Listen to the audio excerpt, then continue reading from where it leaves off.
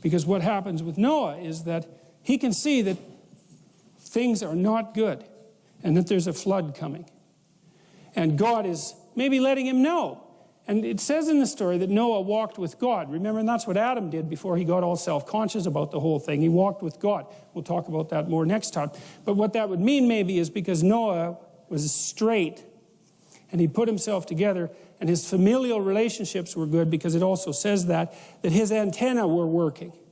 And he could see a little farther into the future than someone whose vision was completely obscured by fog and chaos.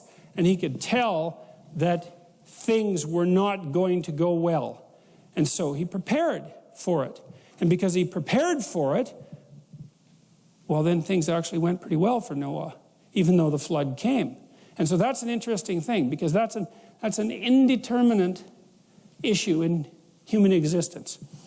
How big a hurricane would it take to wipe out New Orleans if everyone was prepared? Well, you're not going to wipe out the Dutch. I mean, that's going to be a tough one, man. You're going to have to conjure up a pretty damn big storm to take out their dikes.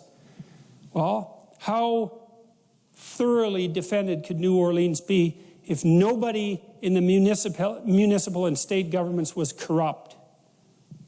Well, end of the hurricane problem, because that's something that we could clearly deal with. We know how to do it.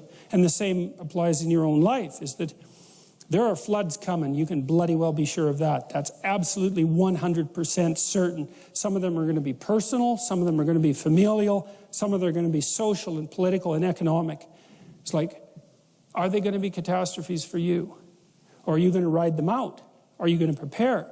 Well, the first issue might be, well, do you have your act together well enough to see them coming with enough advance warning so that you can take proper measures? Maybe just to sidestep it. Maybe just don't go where the flood is going to be. That's a simple thing. But maybe you don't have that luxury, right?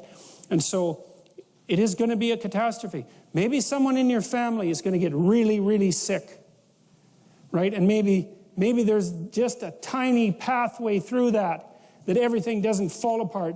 It doesn't end in divorce. It doesn't end in death. It doesn't end in sorrow. It doesn't end in catastrophe. But the margin of error is like slimmed down to virtually zero. And every imperfection that you bring to that situation is going to increase the probability that that tragedy is going to turn into something indistinguishable from hell. And that's coming. It's coming your way. Absolutely, certainly. And so then you might think, well, since it's coming your way, maybe the best thing to do is to put yourself together so that when it comes, it can be the least amount of awful possible. So I'll close with a story. This was a very affecting story for me. My mother-in-law had frontotemporal dementia, and she developed it quite young. She was about 55, something like that. And her husband, who was a very extroverted, man-about-town guy, I grew up in a small town, everybody knew him. He was charismatic, drank too much, charismatic, good businessman, quite a remarkable person, a real character. But not exactly a family man, even though he provided for his family very well. But when his wife got sick, he really took care of her, man. It was something to see, because that's no joke, dealing with someone who has Alzheimer's for all intents and purposes, because they get taken away from you piece by piece. And that is not pretty. And then it's also hard, right? Not only is it catastrophic, but it's hard. And Jesus, he just stepped into that like perfectly. And it was way less awful than it could have been. It was just a tragedy. It wasn't hell.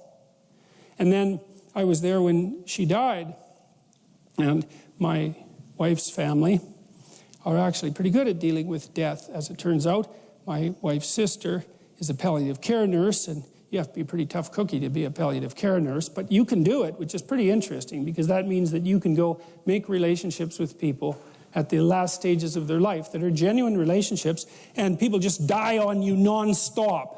And yet, you know, she's a competent, alive, alert, fun person. It's like 2 thumbs up for her, man. That's someone you can rely on in a tragedy. And her other sister is a pharmacist, and my wife has volunteered in palliative care wards and is also very good at taking care of people who are genuinely not in good health.